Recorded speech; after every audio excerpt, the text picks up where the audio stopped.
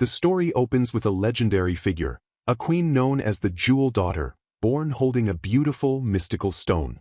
She used its mysterious power to bring happiness to many. The scene shifts to a young girl named Anna, standing before a grand mountain castle that once belonged to this famous first Prince Evan.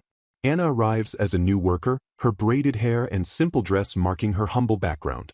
A woman in elegant dark clothing greets her, explaining that Anna's sister Fiona has become engaged to a nobleman. With her stepmother and stepsister now preoccupied, Anna won't be looked after anymore. Her biological mother died giving birth to her, and her stepmother was always strict.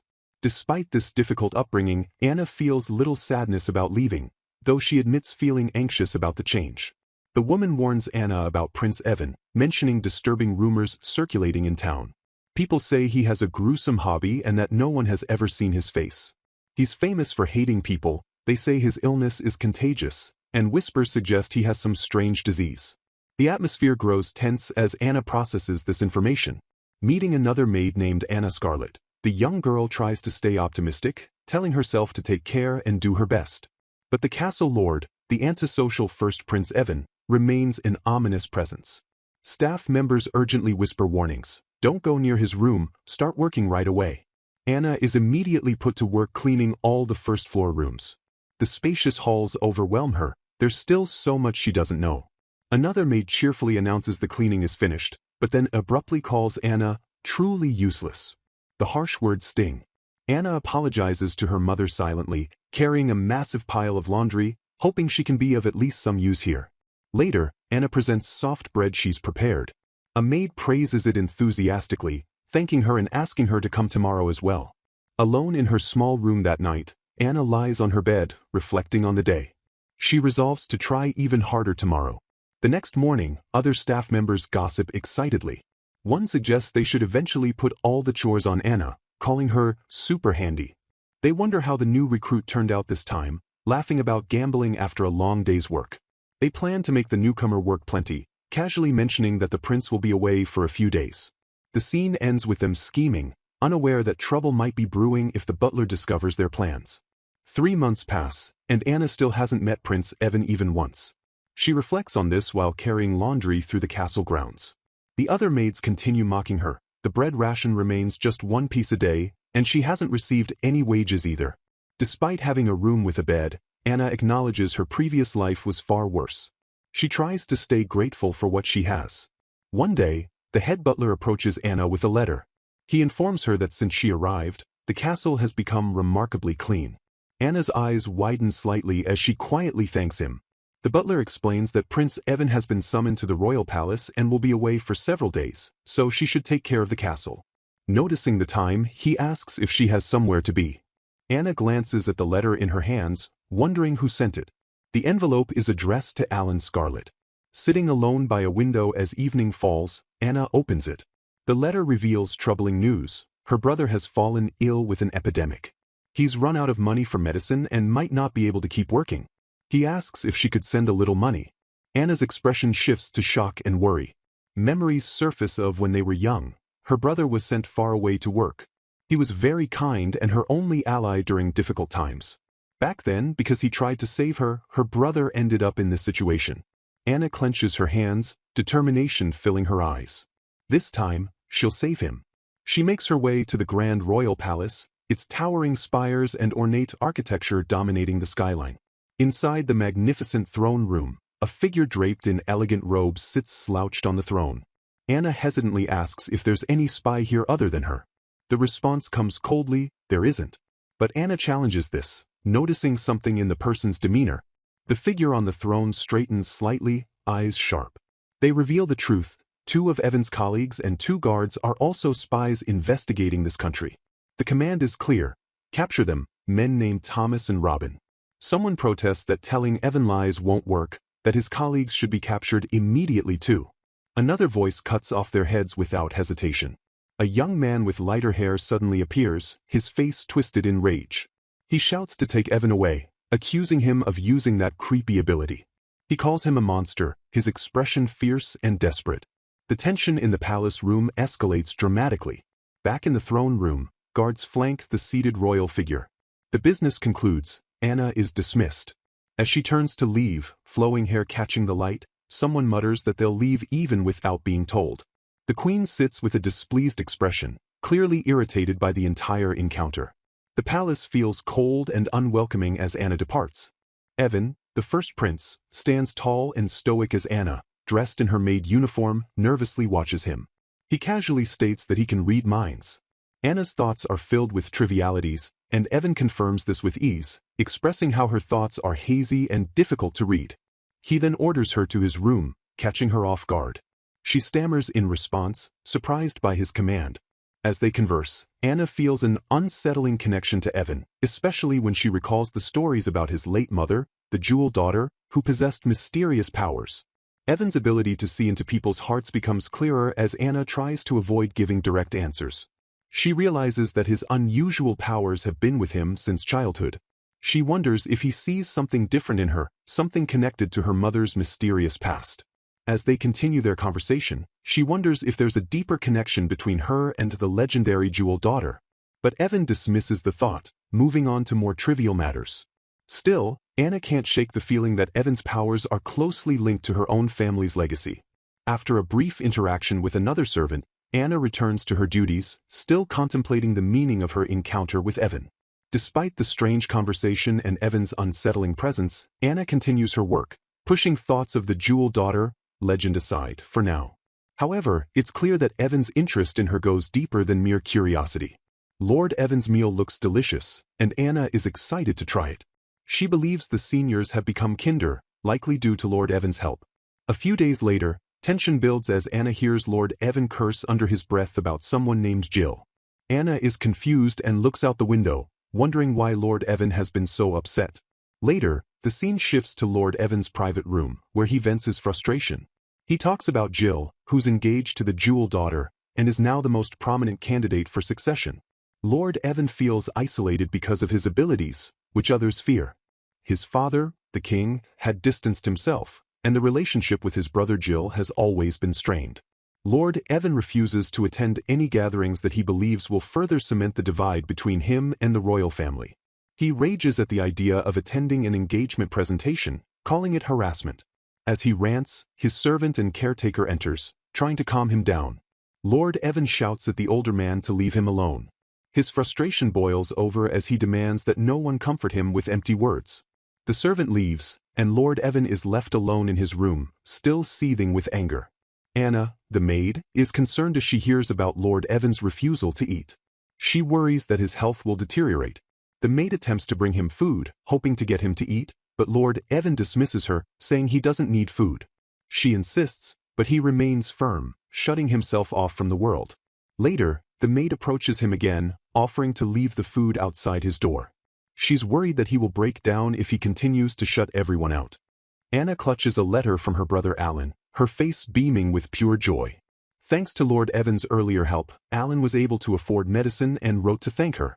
Anna's happiness radiates as she holds the precious letter close. Lord Evan observes her genuine smile, noticing how saving her brother truly brought her happiness. He seems puzzled, quietly reflecting on this simple emotion. Anna apologizes for interrupting his meal, but he invites her to walk with him. She's thrilled, he called her by name for the first time. Her excitement is barely contained as they head behind the manor together. During their walk, Evan asks why Anna was separated from her brother. She explains that after their mother died and their father's health declined, a family friend cared for them briefly. That woman later married their father, becoming Anna's stepmother, and brought her daughter Fiona into the family. Anna remembers those early days as peaceful, when she and Fiona were just 5 years old. But when Alan turned 10, he was sent to boarding school. The stepmother, who had been kind, changed completely after that, becoming cold and harsh toward Anna. One day, the stepmother grabs young Anna roughly, yelling at her for not finishing chores and calling her a useless child who can't do anything right. Anna stumbles, apologizing desperately. Later, Fiona kindly offers Anna leftover food, telling her to eat quickly after clearing dishes. Anna thanks her quietly, grateful for the small kindness. Fiona enjoys her meal, praising how delicious the meat is. Anna sits alone in a storage room, eating her meager portion in silence, isolated from the family. Anna continues her story. Her father was an accountant who stayed bedridden most of the time due to illness. He said nothing as Anna was mistreated, validating the stepmother's harsh words that she truly was a useless child. A letter arrives addressed to Anna Scarlet. She stares at it in disbelief. It's from her brother. Someone calls for her urgently to fetch the letter right away. Anna rushes outside, overwhelmed with emotion. A servant confirms Alan sent it. Anna tears open the envelope, her hands trembling with anticipation. Inside, Alan apologizes for not writing lately, explaining that moving up a grade made it hard to keep up with his studies. He asks how she's doing and urges her to tell him if anything happens, his concern evident even through the page. Anna sits alone reading her letter, but she can't bring herself to write back honestly. Their correspondence continues, yet she feels isolated. Since Alan left, her stepsister has been frightened, and every cold day feels unbearable. She grips the letter tightly, realizing she can't burden Alan with more worries when he's already struggling at school. Anna never once wrote about her true feelings in those letters, always replying that everything was fine, that each day was enjoyable, and that their stepsister treated her kindly. Lord Evan calls out to Anna. She hesitates before answering. His reply should arrive soon, but Anna had been hiding her correspondence with Alan from her stepmother all along. The stepmother suddenly confronts Anna, holding up a letter addressed to Alan. She demands to know what it is, her expression sharp with anger. She accuses Anna of feeding Alan lies to turn him against her, asking what she's been telling him. Anna desperately denies it, her voice shaking. The stepmother grabs Anna roughly, screaming at her for sneaking around shamefully behind her back. Anna winces under the harsh grip, tears forming. Fiona steps forward, trying to defend Anna, yelling at their mother not to hurt her. The stepmother coldly tells Fiona to leave the house, threatening to report everything to their father. The stepmother releases Anna with a look of satisfaction. Alan stares down, heartbroken and frustrated, wishing he had returned home sooner to protect his sister. He embraces Anna tightly, apologizing over and over for not being there. Anna stands frozen, calling out weakly for her brother. That night, Anna slept peacefully in a soft bed for the first time in years, feeling safe with her brother home again. The warmth of his presence surrounded her. Anna wakes suddenly, calling out for her brother. She searches frantically, asking where he is, her voice filled with panic. Her mind races as she recalls what happened. She whispers her stepsister's name in confusion, then remembers. Their stepmother sent Alan away. The stepmother explains dismissively that Alan was sent to work in a distant town by their father's decision. Anna stares in shock, unable to process the cruelty. She continues coldly, noting that if Anna hadn't sent those unnecessary letters, Alan would still be at school with his friends instead of worrying about her. The truth hits Anna hard. Alan was sent away because he tried to help her. She sits trembling on the floor, overwhelmed by guilt and despair. The stepmother orders Anna to get back to work immediately. Anna looks up, devastated. For the next 5 years until Anna left that house, her stepmother's harsh discipline only intensified, tightening its grip on her day by day. The stepmother looms over Anna with a vicious expression, commanding her to get to work quickly. Her cruelty radiates in every word and gesture, completely unrelenting. After 5 years, Anna was finally able to write to Alan again. When she was sent to serve at the manor, she secretly asked her father for Alan's address. Being able to freely contact her brother fills Anna with happiness. Lord Evan watches her with an unreadable expression, his hand visible in the frame. This time, Anna wants to be the one to help Alan. Even separated, they still think of each other constantly. Because Anna was once protected by her brother, she now seeks to protect him in return. Evan reflects on his relationship with Jill. They're now at odds, their paths diverging. But when they were children, things were different. A flashback shows young Evan and Jill as boys, smiling and playing together outdoors in happier times. Their bond was once close and genuine. Evan's gaze sharpens, determination settling in his eyes. He announces that he'll attend the presentation, his voice carrying quiet resolve. Anna turns to him, asking if it's really okay for her to sit beside him during the journey. Evan confirms it calmly, and Anna responds with an enthusiastic yes. Lord Evan smiles slightly, reflecting that recently his heart has calmed a little. The tension he usually carries seems to ease in Anna's presence. Someone urges them to hurry. It takes about 4 hours to reach the capital. Anna sits nervously in the carriage, wondering if it's truly acceptable for her to be there. The carriage rolls steadily over the cobblestone roads, its wheels clattering as it makes its way through the countryside toward the distant capital. Families gather in the streets, chatting and going about their day. The carriage passes through these lively scenes, heading toward its destination. Anna gazes out the window, observing the landscape. The fields are already summer bare, with no crops growing in sight, a sign of harsh times. The town they just passed had only women and children visible. The absence of men is striking and unsettling. Poverty has spread across the land. Many men have been conscripted, leaving small towns and villages without workers to tend the fields. The king focuses solely on wars with other nations and rooting out spies, neglecting the suffering of his people entirely. Since the jewel daughter passed, the king has grown paranoid, relying too heavily on the queen's power and terrified of making decisions alone. Right now, the king cannot see the people suffering. Fear has consumed him, leaving him blind to the devastation around him. Anna witnesses the dire state of the kingdom, people in pain, struggling to survive. She thinks quietly that this situation cannot continue. Yet the king refuses to listen to their voices, ignoring their pleas for help and relief. When Evan was young, he made a promise. His expression is solemn, weighed down by the memory of that vow. The queen had called both Jill and Evan to her, telling them she had something important to share. The brothers stood together, uncertain. She asked them to support their father together, united as a family. Her gentle smile conveyed love and hope for their future. The queen urged them to bring happiness to those in need, her words filled with warmth and compassion as she held her young sons close. Evan reflects that someone like him, with no strength or power, can do nothing to fulfill that promise now. But he wants to honor his mother's wish. Anna's wide eyes fill with understanding. She realizes that Lord Evan is truly a kind person beneath his cold exterior. Evan and Anna sit together in the carriage, separated only by the door between them. A quiet connection forms in the shared space. The grand royal palace looms ahead, its towering spires and elaborate architecture dominating the skyline. The carriage approaches steadily. Inside the palace, nobles whisper amongst themselves. One scoffs, declaring there's no way that cowardly brother will show up to the event. A woman nearby questions if Lord Evan is even present, her tone dripping with doubt and disdain. A noblewoman leans in, remarking that Evan, the first prince, is even more despised than she thought. Her expression is cold and judgmental. Every guest at today's event knows Evan is a monster who can read minds. The rumor spreads like poison through the crowd. Someone declares confidently that it's certain now, the next king will be Lord Jill. There's no way that cowardly brother would come in such a situation. A guest gasps in shock, for the second prince to have such an ability. Another echoes the disbelief, questioning if Evan can truly read minds. Fiona appears concerned, noticing her mother's troubled expression. She asks gently if everything is all right, worried about her well-being.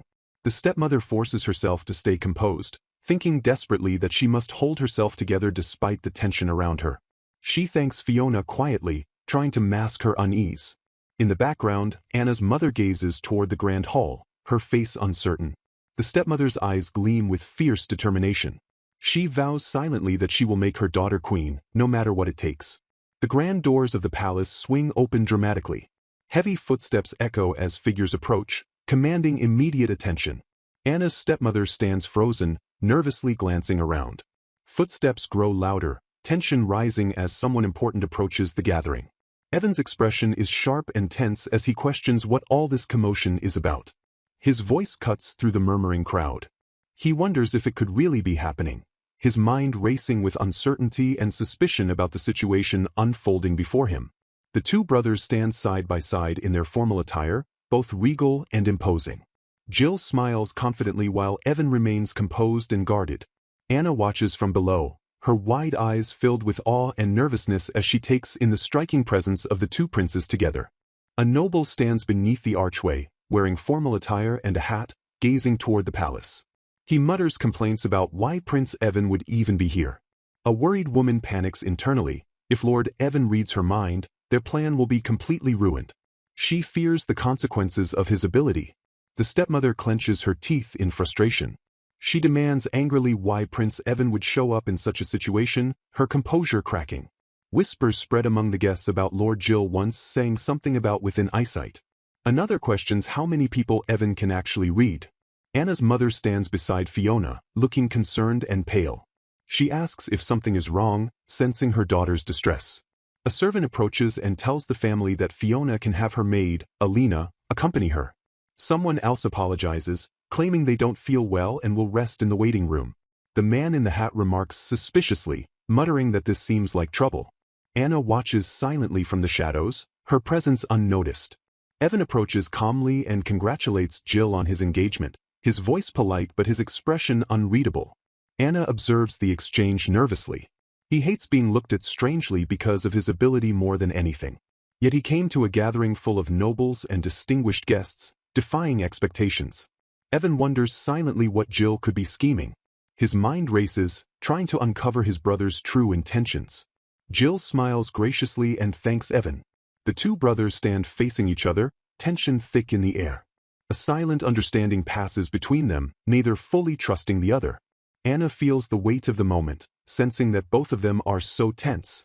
The atmosphere is suffocating and heavy. Jill gestures politely, asking Evan to allow him to introduce someone. The crowd watches with bated breath, anticipating what comes next. Anna's eyes widen in shock as Fiona is revealed in an elegant gown, surrounded by decorative roses. Her beauty is undeniable, and the crowd gasps. Anna realizes in horror, Fiona is the jewel daughter. She stares, unable to process the revelation unfolding before her. Fiona is also engaged to Lord Jill. Anna's mind reels, struggling to comprehend what in the world is going on with this shocking announcement. Jill proudly introduces his fiancée, the jewel daughter, Fiona. Evan observes Fiona carefully, his gaze scrutinizing every detail about her.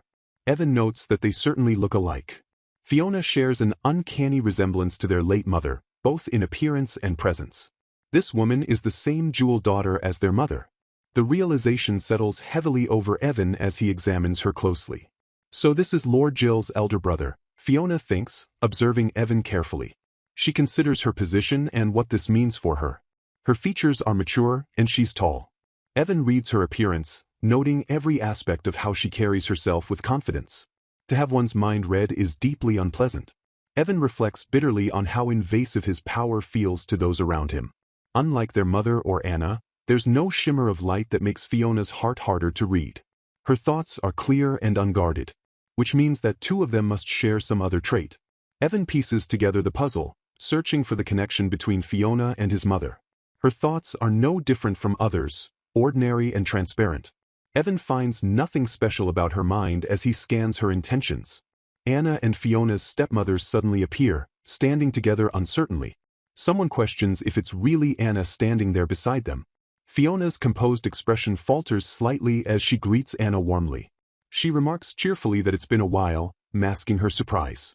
Evan turns to Anna's stepmother and asks directly about who that maid is. She introduces Anna as her stepsister, her tone polite but strained. The stepmother responds that Anna is her stepsister. Evan processes this information, his expression remaining neutral but his mind racing. Fiona adds warmly that both her mother and she were worried about Anna.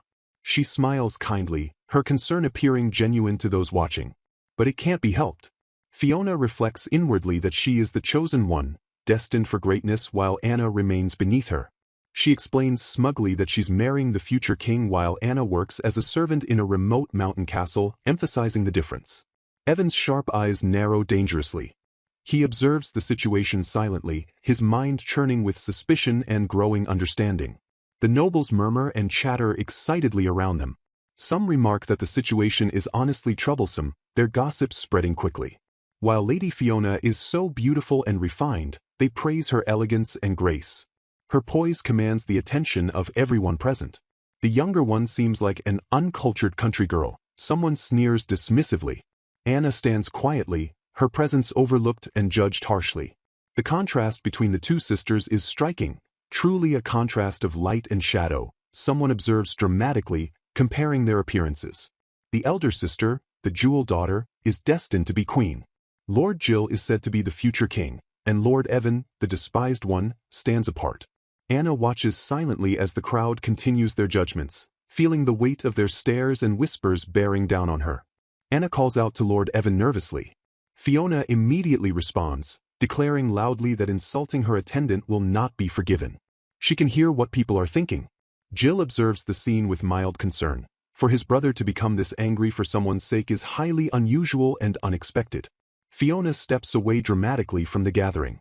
Evan watches her leave, his expression sharp and unreadable as the nobles murmur around them. A cheerful voice suddenly greets Lord Evan, exclaiming how wonderful it is to see him again. Someone responds with a simple acknowledgement. The speaker is identified as Leo. Evan glances toward him while another figure stands nearby, observing the interaction between the two. Leo apologizes to Jax, admitting he was simply so happy to see his brother again after such a long time apart. Another man warns that Lord Leo's behavior is dangerous and could cause problems. The atmosphere remains tense despite Leo's enthusiasm. Evan observes that Leo has grown since they last met. Leo responds gratefully, acknowledging the compliment with a warm smile. A formal-looking man introduces himself politely to Lady Fiona as the third prince, Leo. He greets her courteously and respectfully. Another man steps forward, introducing himself as Jack Aaron, captain of the Knights. His demeanor is professional and composed. Aaron adds that it's been a while since he last saw Lord Evan. Evan regards him coolly, assessing the situation around them. Evan's sharp eyes narrow as he processes everything happening. An announcement rings out. His Majesty the King will now enter the hall.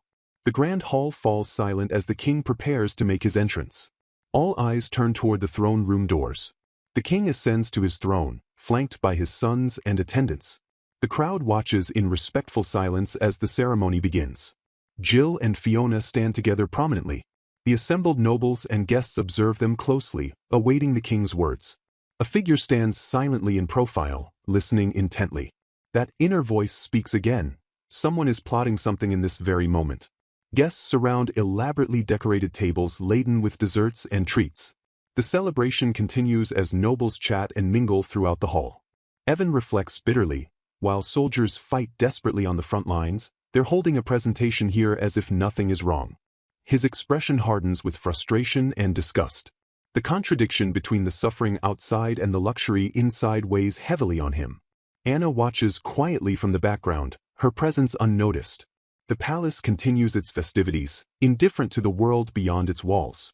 Two figures stand in the hallway, one in formal attire with a hat, another in more modest dress. They discuss something in hushed tones. The conspirators exchange knowing glances. If only they could make Prince Evan leave the palace somehow, their plan might succeed.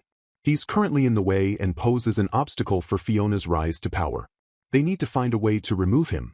Someone responds affirmatively, yes, they understand what needs to be done. The plot thickens as their intentions become clear. A woman smiles with satisfaction, her expression smug and confident. She's thought of something clever to achieve their goal. In another corridor, Alina approaches Lady Anna. Anna turns, surprised by the sudden presence of her stepsister's attendant. Alina politely requests a favor. Would Anna come with her for a moment? Her tone is courteous but firm. Anna hesitates briefly before responding. She stammers nervously, uncertain of what Alina wants from her in this situation. The stepmother invites Anna inside with a calm, composed expression. She gestures gracefully, saying it's been a while since they last spoke. Anna stands frozen, her wide eyes filled with apprehension. She utters a single word, mother-in-law, her voice barely audible. The stepmother stands in shadow, her presence imposing and cold. The room feels heavy with unspoken tension and past grievances. She asks Anna if she's been well, her tone deceptively gentle. Anna struggles to find the right words to respond. Anna admits she's somehow managing, thanks to the prince and everyone treating her kindly. Her voice is small and uncertain. The stepmother continues her questioning. Since Anna is useless, she was worried Anna might be causing trouble at her place of service. Anna responds quietly that she's managing somehow. The stepmother nods approvingly, satisfied with the answer she's received. Anna thanks her profusely, her expression strained. The stepmother asks if it's thanks to her strict discipline, isn't it? Anna answers yes, her face conflicted and pained. The stepmother smiles coldly, pleased with the control she still holds over Anna. The stepmother's eyes gleam with satisfaction. She leans closer, her shadow looming over Anna as she continues her manipulation. Anna's stepmother steps forward, her movements deliberate. She dismisses Anna curtly, telling her that's enough and she'll be going ahead now. Anna stands alone in the hallway, looking uncertain and troubled. She wonders quietly to herself what that encounter was about. Back in the grand hall, Fiona and Jill stand together elegantly. Anna remains in the background, watching the presentation continue around her. Jill formally addresses the crowd, asking them to allow him to introduce his bride, The jewel daughter, Fiona Scarlet. The nobles gasp in excitement. So that is the new jewel daughter. The crowd erupts into murmurs and admiration for Fiona. Excited guests chatter enthusiastically about finally meeting the legendary jewel daughter. Their voices rise in anticipation and awe. An ornate chest sits on display, its surface gleaming under the palace lights. Someone thanks Lady Fiona graciously for presenting it. Alina responds affirmatively, yes, she'll bring the box forward. As planned, they shall now present the jewel everyone has been awaiting. Fiona smiles confidently, announcing that she will now reveal the precious jewel to the assembled guests and nobility. The chest creaks open dramatically. Light spills from within, drawing gasps from the crowd as the reveal begins. Fiona's expression suddenly shifts to shock and horror. The jewel is gone, completely vanished from the box meant to contain it. Fiona stares at the empty container in disbelief, her composure shattering. She stammers. She definitely put it in there earlier. Earlier, Lady Anna had met her mother in the waiting room. Someone suggests that if anyone could have stolen it, perhaps it was her.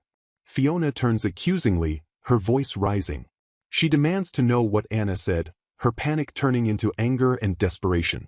Anna and others look on, confused and alarmed. The tension in the hall thickens as accused ions begin to fly. Fiona's face contorts with fury. She shouts at Anna, "You stole it! You stole the jewel, didn't you? Out of jealousy of me." To disgrace her like this in front of everyone is unforgivable. She screams that Anna's actions will not be tolerated.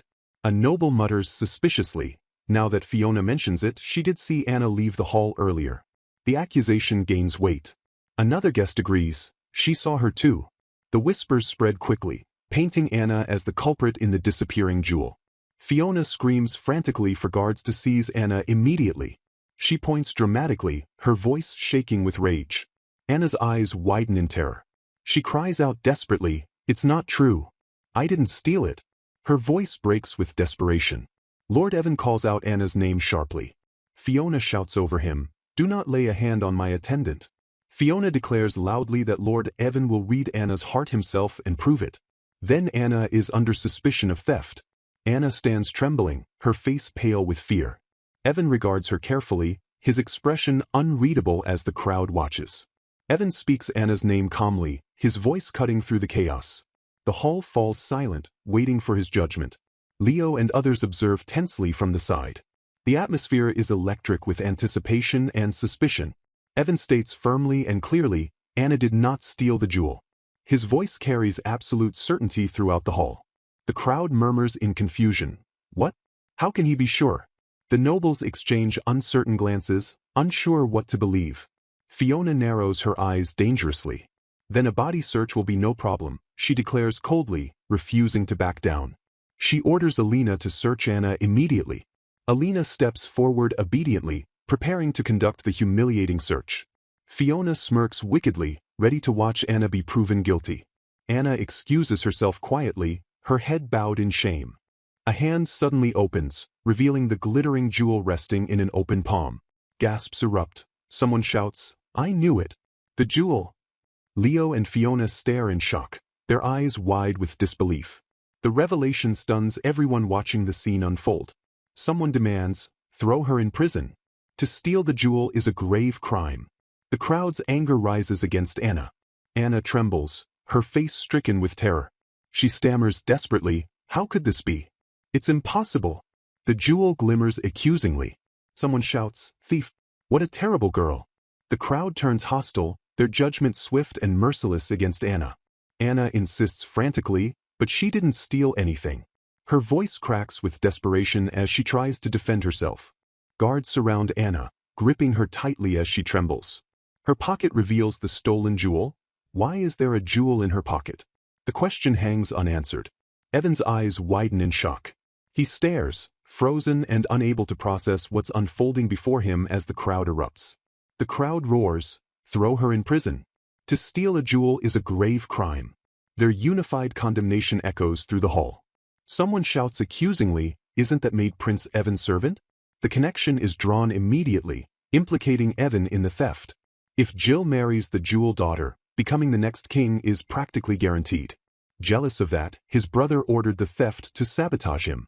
If that's the case, then Evan's sudden appearance at the debut party also makes sense.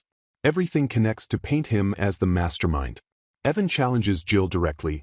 "Brother, weren't you the one who ordered her to steal the jewel?" His voice cuts through the noise. Jill defends himself calmly. "My brother has the ability to read people's hearts. But no one can read his heart, even if he lies." Fiona interjects sharply, "Don't say such nonsense. There's no way that's true." She refuses to believe Evan could manipulate the situation. Evan responds coldly, "Is that so?" His expression remains unreadable, masking the turmoil beneath as the accusation settles. The hall falls silent. The nobles stand watching, the tension between the brothers palpable and dangerous as judgment looms over them all. Evan continues bitterly, "You haven't changed a bit. You're still just a coward who only hides behind the protection of others." Jill delivers the cruelest blow. "That's why Mother ended up dying." His words strike Evan's deepest wound with surgical precision. Evan's face contorts with rage and pain. His entire body trembles as the accusation about their mother's death tears through him. The crowd erupts desperately. "Lord Jill. Prince Evan. Please stop." Voices plead for the brothers to cease before violence erupts. Anna cries out, "Th." She stumbles hard, her body hitting the ground. The guards yank her roughly back to her feet. Someone screams, "Kaya." The chaos intensifies as Anna struggles against their iron grip, her terror mounting with every passing second. Evan watches Anna fall, his expression shifting from anger to deep concern. His hand twitches, wanting desperately to reach out. Anna sits sprawled on the cold floor, her hands shaking. The jewel rests nearby, glittering accusingly in the light. She stares at the jewel in her trembling hands, tears streaming down her face. Her body shakes uncontrollably with fear. A shadow looms menacingly over Anna from behind. The jewel is held up accusingly as witnesses watch the damning evidence. Heavy iron bars slam shut with a deafening clang. The metallic sound echoes through the hall, sealing Anna's fate. Anna kneels inside the prison cell, her small frame trembling violently. She stares through the bars, her expression one of utter despair. Both Jill and Evan react with shock. It's shown. The jewel suddenly erupts with an otherworldly glow, stunning everyone present. Evan stares intensely at the glowing jewel, his eyes wide. Jill mirrors his expression, both brothers frozen as they witness the impossible. Fiona grabs Anna roughly by the collar, yanking her forward violently. She screams furiously, "You thief! Give it back!" Evan shouts desperately, "Anna!" His voice breaks with fear and confusion as Fiona's grip tightens painfully around Anna's collar. Evan realizes aloud, that scene just now. His mind races, trying to understand what the glowing jewel and Anna's reaction truly mean. The entire hall falls into absolute, suffocating silence. Every guest stands motionless, stunned by the revelation of the jewel's glow. Anna trembles violently, her wide eyes reflecting pure terror. Guards surround her, their expressions stern and unforgiving as judgment descends upon her. Evan stands before the king wearing a crown, alongside Jill and Leo. Fiona watches from below. The king's weary face shows the burden of his rule. Evan calls out, "Father." The king's expression is grave and unreadable as he prepares to deliver his judgment. Evan pleads desperately, "Father, please wait." His voice breaks with urgency, trying to stop what's about to happen. A guard commands, "Lock that servant in the underground prison." Anna is dragged away as the order echoes through the hall. Evan shouts her name, "Evan." His protest is drowned out by the king's final command as guards surround Anna. The king decrees, "You will also remain confined to your chambers in the palace for the time being." His voice is cold and absolute. Jill responds smoothly, "I will hand down judgment later." His tone is measured and calculating, satisfied with how events unfolded. A guard addresses Evan formally, "Yes, sir. Prince Evan this way." Another voice orders, "Aaron, post guards at his chambers." An announcement rings out. The debut party is cancelled. Disperse. The grand celebration collapses into chaos and confusion. Servants hurry to clean up in the now empty hall.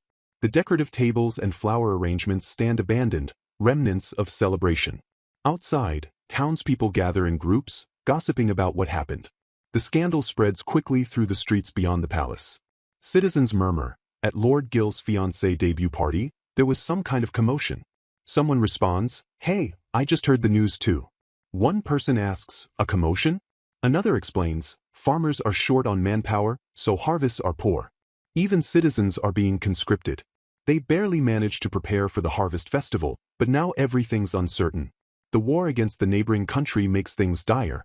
Honestly, with the war draining resources, things are already terrible, yet the nobles act so carefree and oblivious to suffering. A voice asks grimly, what's going to happen to this country? The question hangs heavy with despair as people worry about the future. The stepmother speaks, calm down, Fiona. She tries to comfort her daughter, her voice deceptively soothing despite the chaos around them. Fiona protests angrily, there's no way Anna would do such a thing. That girl is ungrateful. To steal a sacred jewel after everything. The stepmother touches a key thoughtfully, it worked. Her expression shows smug satisfaction as her plan succeeds perfectly. Now she's eliminated both that nuisance Anna and Prince Evan from the equation. Her scheming smile reveals the depth of her manipulation. She reflects coldly, it's because I spoiled her while raising her. The stepmother twists the truth to justify her cruelty. A memory surfaces, mother. The stepmother's thoughts drift back to when she first began her cruel treatment of Anna. Fiona exclaims excitedly, please deliver proper punishment to that girl, Lord Gill. Her voice is shrill with righteous indignation. Jill responds calmly, indeed. He agrees without hesitation, his expression unreadable as he watches the scene unfold. When that girl touched the jewel, it looked like it shone. His observation is careful, noting the strange phenomenon. Hands reach toward the glowing jewel, cradling it carefully. The stone pulses with mysterious light in someone's palm. That was the moment the realization hits. The jewel's glow holds significance far beyond what anyone initially understood. Jill's voice narrows, there's no way Anna would steal. His declaration cuts through the room, defending her innocence. But he stops himself, I don't know. The certainty wavers as doubt creeps in despite his initial conviction. Jill continues, Prince Evan already declared as much once. His brother's earlier testimony complicates the situation further. On the surface, Anna's mind was indeed confused and denied stealing. Her conscious thoughts matched her desperate pleas of innocence. But deep inside, her heart was shrouded, like covered in mist, completely unreadable. Something hidden lurked beneath her surface thoughts. This has only ever happened with Mother and with Anna. The parallel between the two is striking and deeply significant. That's why Evan was first drawn to Anna. The mysterious quality in her heart called to him inexplicably. She told him she was mistreated at home by her stepmother and Fiona. The abuse she suffered could provide motive. The stepmother and a man exchange knowing glances. It could be a motive. They discuss Anna's potential reasons for revenge. Evan wonders, is that so? He considers the possibility, trying to understand if Anna could truly be driven to theft. Evan reflects, to be all alone in a place like this. Anna's isolation and suffering might have pushed her toward desperation. Would Anna really do such a thing out of revenge? The question torments him as he tries to reconcile what he knows. But the doubt persists, I can't even speak for myself.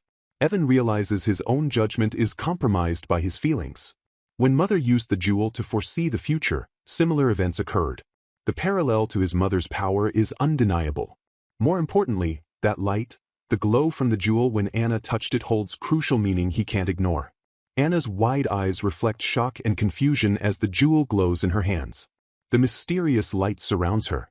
Young Evan, Jill, and Leo stand with their mother, who holds the glowing jewel. The queen smiles gently at her sons. The boys exclaim in wonder, it's glowing. Amazing, mother. Their faces light up with awe at the mystical sight. The queen stands gracefully, the jewel radiating light in her hands. Her serene expression shows she understands its power. The mother explains, it gave off a very similar light. The connection between past and present becomes clearer with each moment. Two figures share a moment of happiness, their smiles bright and genuine. Suddenly, a knock echoes at the door. Someone calls out, asking who's there. The door opens to reveal Lord Leo, his presence bringing immediate recognition. A warm greeting follows as he's welcomed. Leo explains he was deeply worried and came to check on his brother, concern evident in his expression. The gratitude is heartfelt. Leo asks for a favor, his tone serious. But there's hesitation in the response, leaving isn't possible right now. The confined situation makes things complicated. Leo's face shows confusion as he questions what favor could be needed. In a dark prison cell, a figure lies motionless on a simple bed. A vivid vision floods their mind, so intense and real it's hard to distinguish from reality. The confusion lingers, Was it merely a dream, or something more? A gentle voice calls out, greeting Anna through the prison bars. The vision felt too real to dismiss. Anna looks up, startled to see her visitor. It's Lord Leo, standing outside her cell. She immediately tells him to stop and raise his head, not wanting him to lower himself.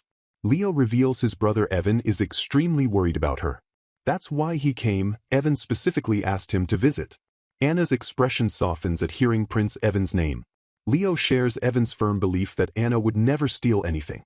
Anna's eyes glisten with emotion as she expresses her deep gratitude. Leo reassures her with optimism, saying her name will surely be cleared soon and she'll be free. But then he mentions the upcoming harvest festival and Anna's demeanor shifts. She brings up his special power, her voice carrying concern. Anna makes an unexpected request. Could Leo cancel the festival? His face shows complete shock at the suggestion. She tries to explain her reasoning, but Leo counters with confusion. The festival is the highlight of the entire year for everyone in the kingdom. Suddenly, the vision shifts to chaos. People are running frantically, screaming about fire. Panic spreads as flames engulf the area. Voices cry out, urging everyone to run quickly and hurry to safety. The terror is palpable in every desperate shout. A face contorts in shock and horror, eyes wide with the realization of what's unfolding. The dramatic moment freezes, capturing pure dread and understanding in that single expression. Anna is absolutely certain of the horror she saw in her vision. Clutching the prison bars, she tearfully begs Leo to believe her. Countless lives are at stake at the festival. Leo is completely stunned, caught between the shock of her words and the raw desperation in her eyes. In the grand throne room, the king sits high above, surrounded by his guards. Anna stands small and alone on the steps below. A voice addresses the king about the stolen jewel, questioning how they'll handle this situation. The king's weathered face fills the frame, deep in thought. Someone points out that simply punishing the maid won't satisfy Prince Jill and the others, and questions whether it was even truly a theft. A figure stands tall in formal military attire. The voice continues, punishing the maid alone would be easy enough, but the real problem is figuring out how to deal with Lord Evan. The camera shifts to show the crowned king, his expression troubled, as a younger voice reflects that Evan was originally wise and kind-hearted, truly fit to be king, calling him that child. Against a sparkling, ethereal backdrop, someone with flowing hair softly admits they love Evan. The scene cuts to a face frozen in surprise. The king remarks he's taken aback that anyone would praise Evan. The speaker's expression turns sorrowful as they explain how that ability changed everything, twisting their relationship with Evan, even affecting Evan's own heart and how everyone feels toward him. A figure gazes downward, hand visible in frame, lamenting quietly that if only their wife had lived. Prince Jill responds with a simple acknowledgement, addressing Aaron. A map appears showing the kingdoms of Remilia and Adel. The conversation turns to border tensions with the Adel kingdom, noting that the war and neighboring threats must take priority now. Rows of soldiers stand ready along imposing fortress walls, weapons at hand. The explanation continues, their only choice is to keep deploying troops to the border, but the Adel kingdom just keeps building up their forces and stockpiling weapons. Prince Jill's face tightens with urgency as he declares the situation critical. The scene pans across various royal officials in discussion. Opinions are sharply divided. Some believe they should pursue negotiations and peace, while others push for invasion and territorial expansion. The council is split right down the middle. A beautiful stained glass window gleams in the background. Someone acknowledges they understand the situation perfectly well. The people are all demanding a quick resolution. Prince Jill is shown from behind, his posture apologetic as he excuses himself. The king grants permission to leave with a simple dismissal. As figures exit, Leo calls out to both Lord Leo and Sir Aaron. Leo explains that his brother Evan specifically asked for an update on Anna's condition, which is why he visited her in the dungeon earlier. Aaron questions whether Leo plans to report to Lord Evan now. Darkness pervades the scene as Leo recounts Anna's disturbing warning. She claims that at tomorrow's harvest festival, a massive fire will erupt, leaving many injured or dead. She desperately begged them to cancel the event. A woman with long flowing hair appears shocked, asking what this could mean. The frame captures Leo's troubled expression as he continues, Anna's words were strange, yet her desperation felt genuine. When pressed for evidence, she couldn't provide clear proof. The question lingers, would she really be concerned about the festival while locked away in prison? The discussion intensifies. Leo explains that the festival acts as a vital outlet for the citizens' frustrations. Canceling it could trigger riots. With public dissatisfaction already so high, shutting down the harvest festival would be extremely problematic. Someone suggests at least boosting security presence. However, the response is grim. Most troops are stationed at the border, leaving only skeleton crews available for tomorrow's event. Leo bows his head apologetically for making such a difficult request, saying he can only hope tomorrow passes without incident. Fiona bursts forward, calling out to her brother, worry etched on her face. She asks about Anna as they stand outside Evan's chambers. Leo and others enter to find a figure kneeling inside. Fiona immediately turns to Leo, urgently asking how Anna was doing. A shocked voice cries out in disbelief. The revelation comes: Anna has a visible injury on the back of her hand, but surprisingly, no other wounds can be found on her body. A startling realization hits. The mention of fire at the harvest festival echoes what Anna predicted. Wide eyes fill with shock as the pieces connect. Could this premonition actually be real? Leo calls out softly to his brother, concern threading through his voice. Anna appears behind the prison bars, her gentle expression warm despite her circumstances. She mentions having a message and kindly asks them to make sure to eat properly. The question hangs in the air: a message from the imprisoned maid? Someone speaks with quiet honesty, observing that the food remains completely untouched. They note that Anna should focus on worrying about herself first, given her dire situation. Yet somehow, Anna seems to see straight through everyone, understanding them better than they understand themselves. The conversation turns serious as they discuss what Anna witnessed when the jewel glowed. Was it truly a premonition of future events? The weight of her vision sinks in. She genuinely saw that terrifying scene unfold. With newfound conviction, a decision forms to petition the king immediately. 2 stern guards block the doorway, firmly instructing Lord Evan not to leave his chambers. Evan's face shows determination as he insists he absolutely must speak with his father. The guards remain unmoved, coldly ordering him back to his room. A desperate plea rings out for Lord Evan to please return to his chambers. The suggestion emerges: they should ask the jewel daughter Fiona to use her power to foresee tomorrow's harvest festival. But hostile voices immediately push back, accusing Evan of stirring up trouble again, claiming he must have attempted theft and is always plotting something. Fiona, the jewel daughter, constantly causes disturbances. Evan's eyes widen in frustrated denial. Voices clash in argument. Someone complains about the late delivery while another demands to be heard. Inside a lavish room, frustration boils over. The entertainment arranged wasn't enjoyable at all, and there's no appetite left. The order comes sharply to take everything away immediately. The final accusation cuts deep, completely useless.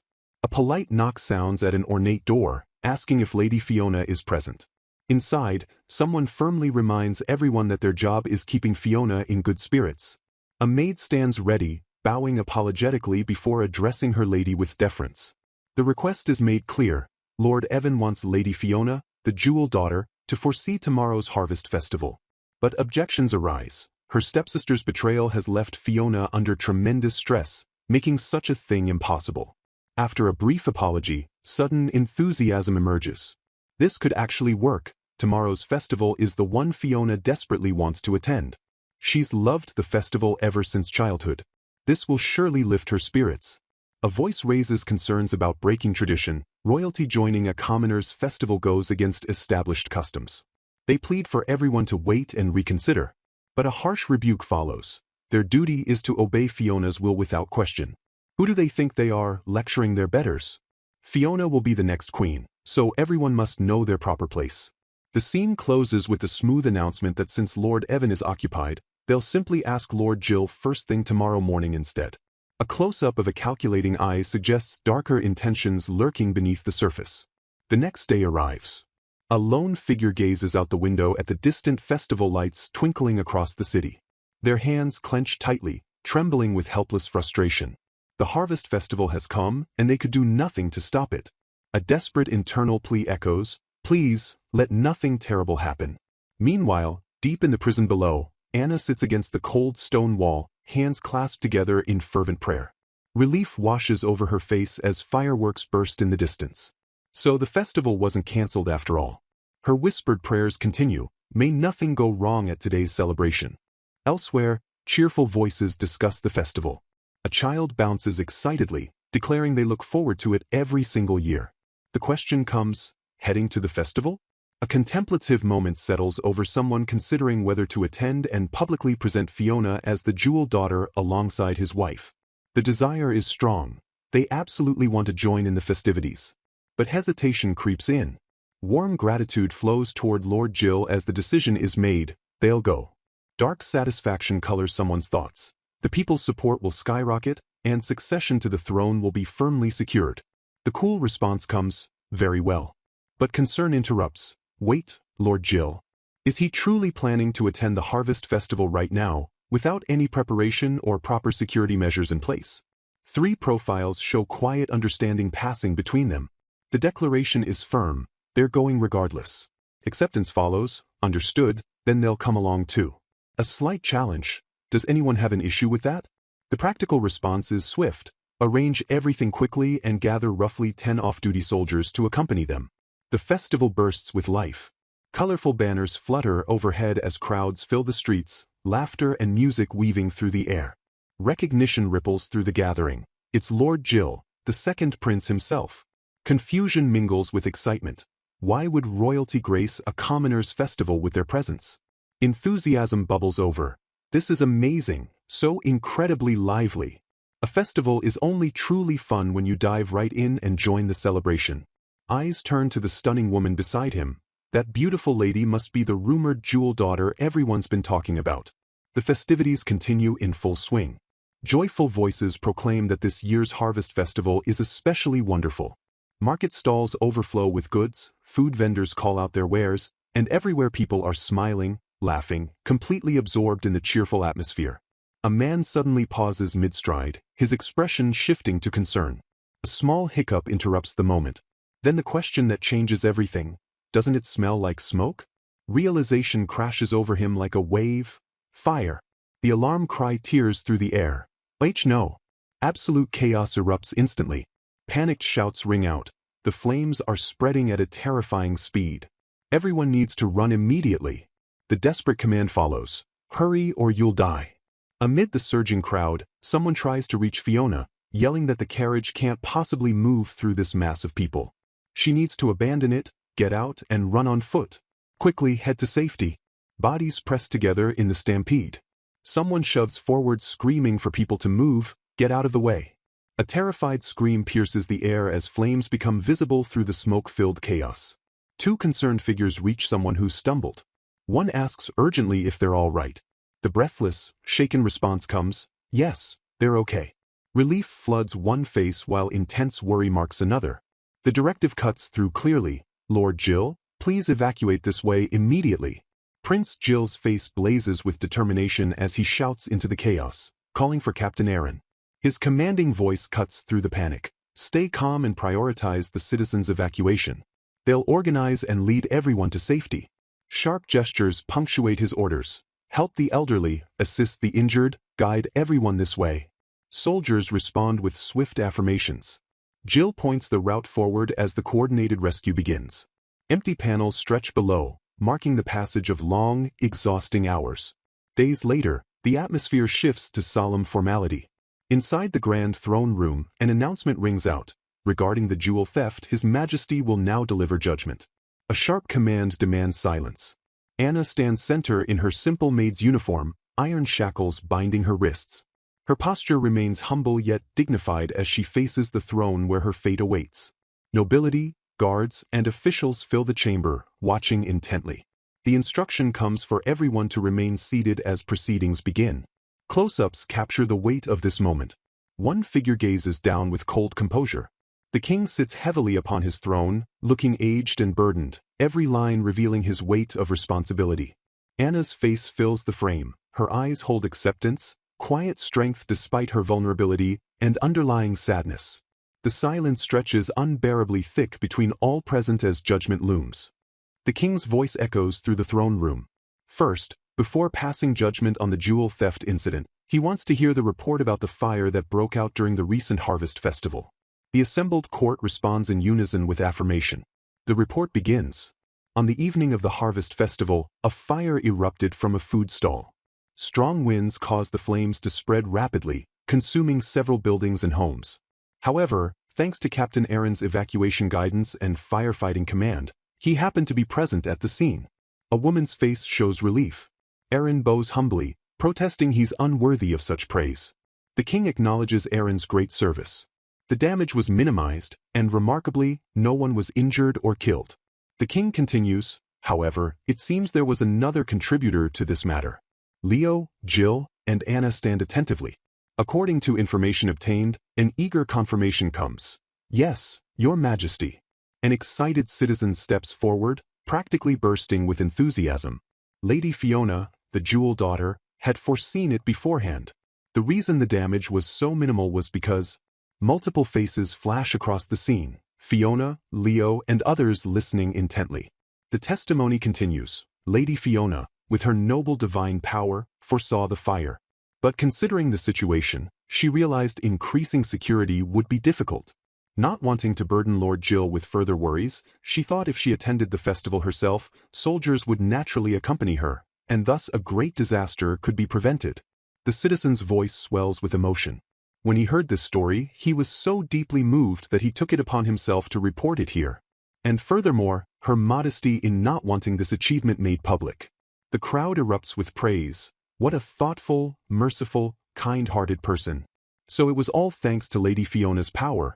Cheers ring out, long live Lady Fiona.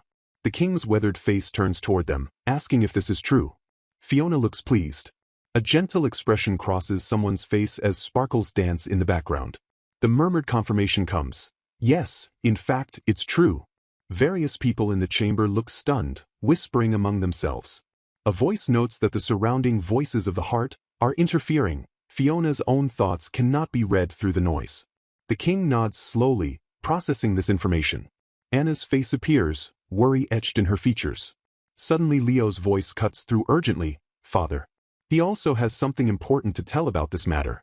The dramatic declaration lands like a thunderbolt. The maid Anna, standing right here, also claimed that a fire would occur at the harvest festival.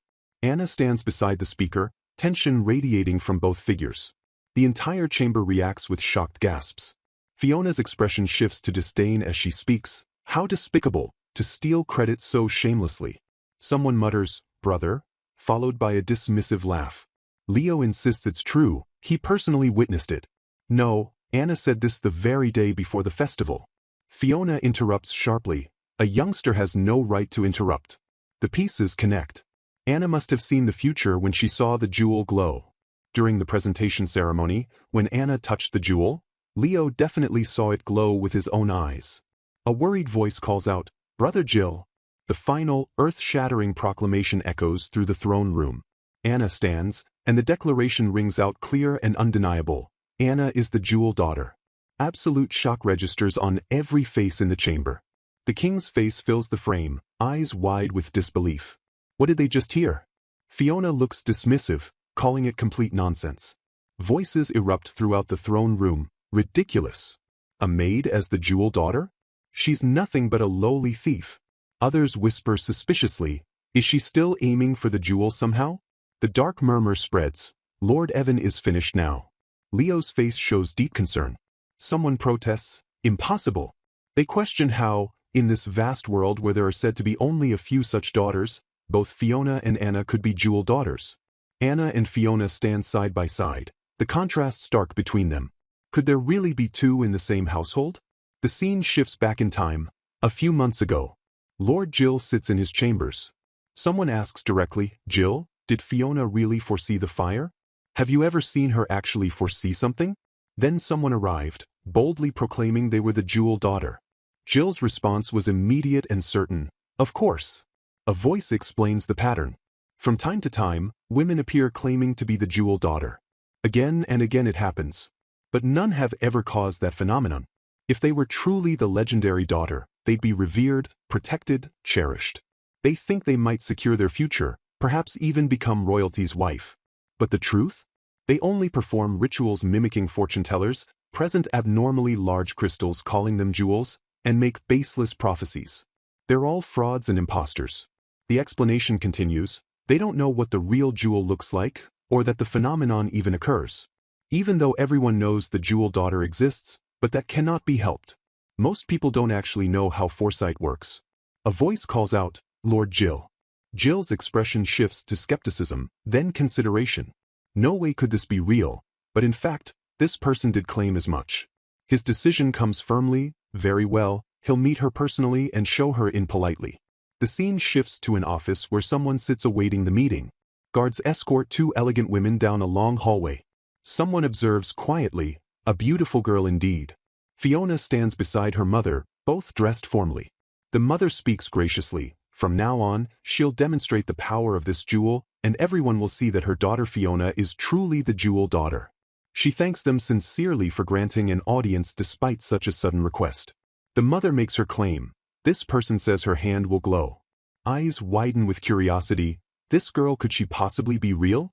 A polite request follows. "Forgive them, but may they ask that the room be darkened?" Hands reach toward an ornate container, preparing to reveal what's inside. The moment arrives. In Fiona's cupped hands, the jewel begins radiating brilliant light. The exclamation rings out, "It's glowing!" Jill stares in absolute shock. Someone notes carefully, "The color of that stone is different, but it looks exactly like the Queen's jewel." Fiona closes her eyes, channeling her vision. Her voice takes on an ethereal quality, "Rain. Rain will soon fall. The parched earth will be soothed. From the sky, large drops will fall, and then, fiercely, rain will soon fall." Jill's face contorts with disbelief. Rain? Impossible. These past weeks they've suffered drought.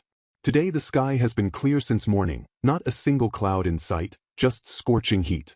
His sharp command cuts through. "Open the curtains." Figures rush to comply, pulling them wide. Outside the windows, dark storm clouds mass ominously across the sky. Jill's eyes widen in absolute astonishment. Fiona stands composed, a subtle smile playing on her lips.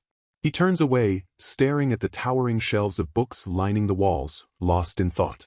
Hands cradle the ornate jeweled container delicately. Jill's face contorts with shock and realization. He's found her. The truth dawns completely.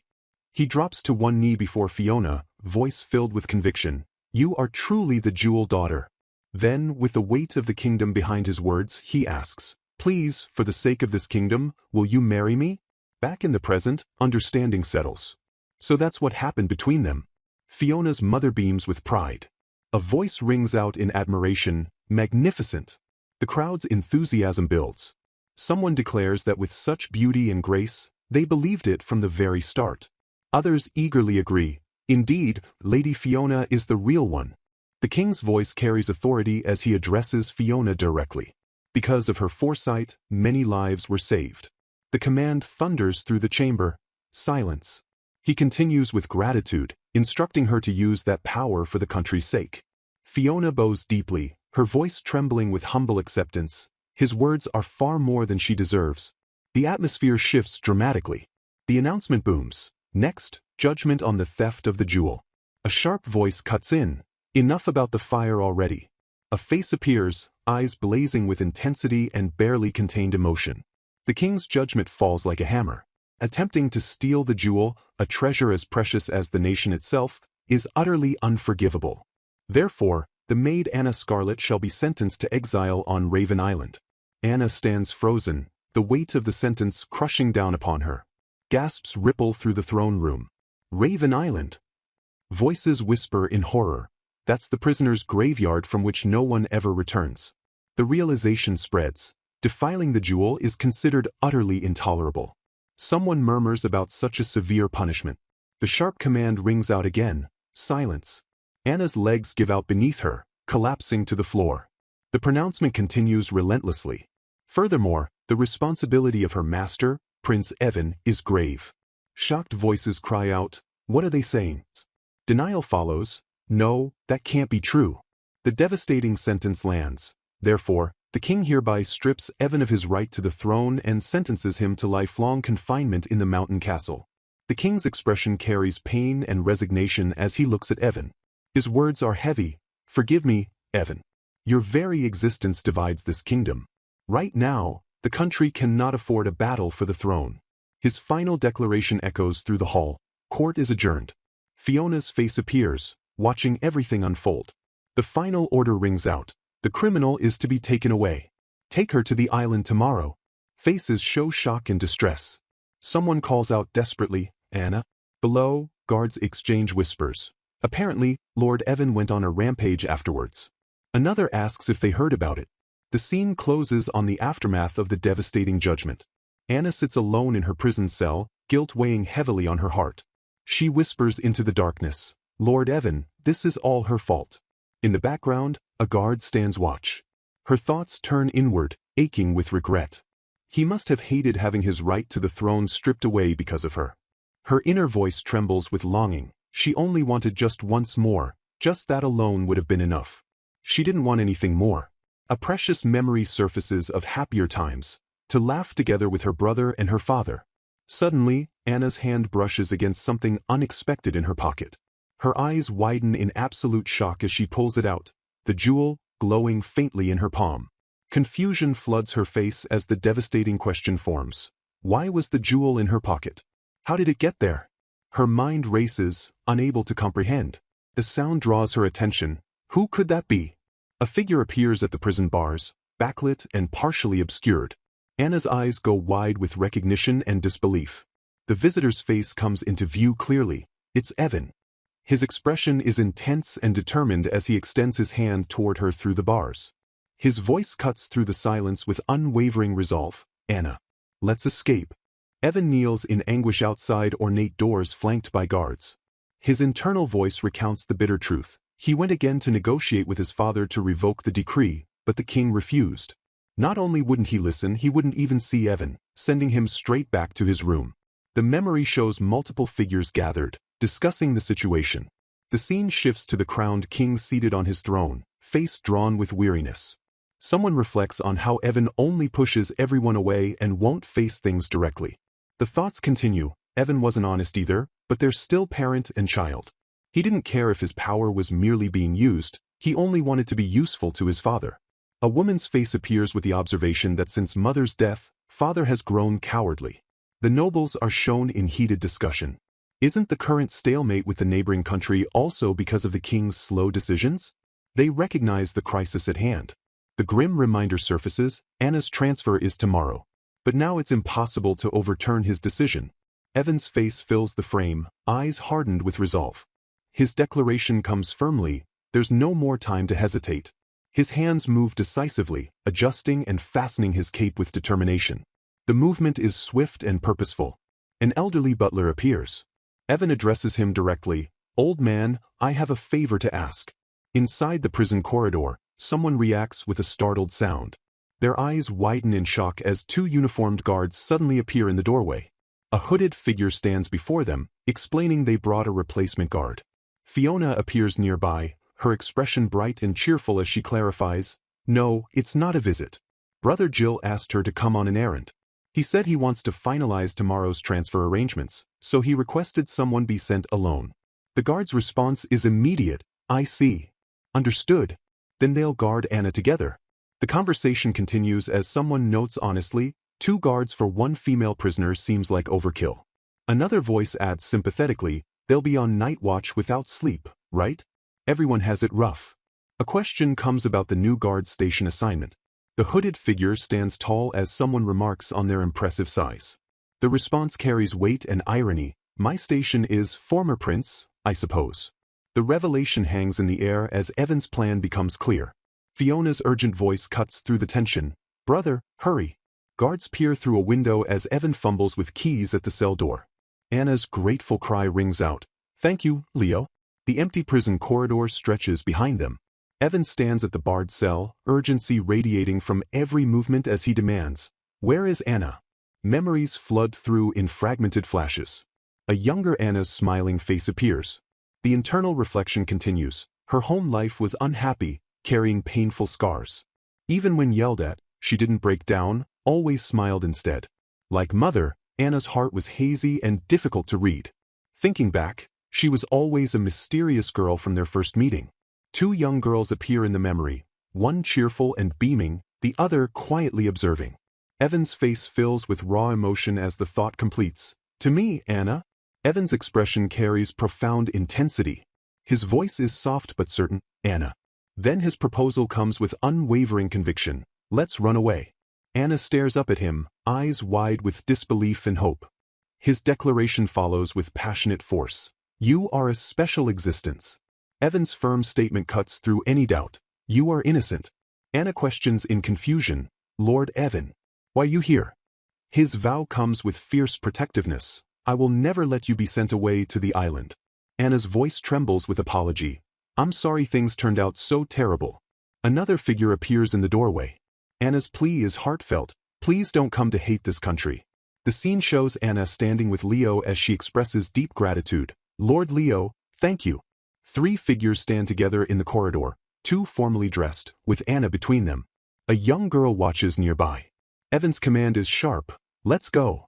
Anna hesitates briefly, uncertainty flickering across her face. Then movement. Evan and Anna rush forward as someone calls after them. Outside, the carriage waits in the shadowed courtyard. The elderly butler's voice cracks with urgency from the driver's seat. Lord Evan. Miss Anna. Quickly. Hands reach out to help them aboard. The carriage lurches into motion, wheels spinning as it races away from the imposing palace structure. Back inside, guards make the devastating discovery, voices rising in alarm. It's bad. The prisoner has escaped. The orders boom through the halls. Chase them. After them. The carriage hurtles through wooded terrain, trees blurring past. Evan and Anna grip the sides as the vehicle bounces violently. The old man's warning shout carries over the thundering hooves. Old man. They're coming. Pursuers. Eyes widen with alarm as the palace lights blaze ominously in the distance behind them. Desperate voices call from within the carriage. Lord Evan, it's no use. We can't outrun the speed of a single horse. Evan's frustrated curse escapes. Damn. Both his and Anna's faces show mounting tension as the reality sinks in. Evan shouts forward, Old man. What are you doing? The carriage suddenly lurches and tilts at a dangerous angle as the elderly butler executes a sharp maneuver. His command rings out, both of you get down. The old man is doing something drastic with the reins and controls. His voice carries determination. Luckily this is a single road with no other exits. The carriage crashes sideways across the narrow path, creating a complete barricade. The massive obstruction blocks the entire roadway. Evan and Anna stare in shock at what just happened. The old man's plan becomes clear. If he barricades here, he can buy them a good amount of time. His urgent instruction follows. Lord Evan, take this horse and flee with Miss Anna. Evan's protest is anguished. No. Old man. That means you'll. The elderly butler's response is firm and unwavering. If you want to achieve something, you must abandon dependence. Another desperate call. Lord Evan. His weathered face shows absolute conviction as his final challenge lands. You want to change this country, don't you? You want to protect Miss Anna, don't you?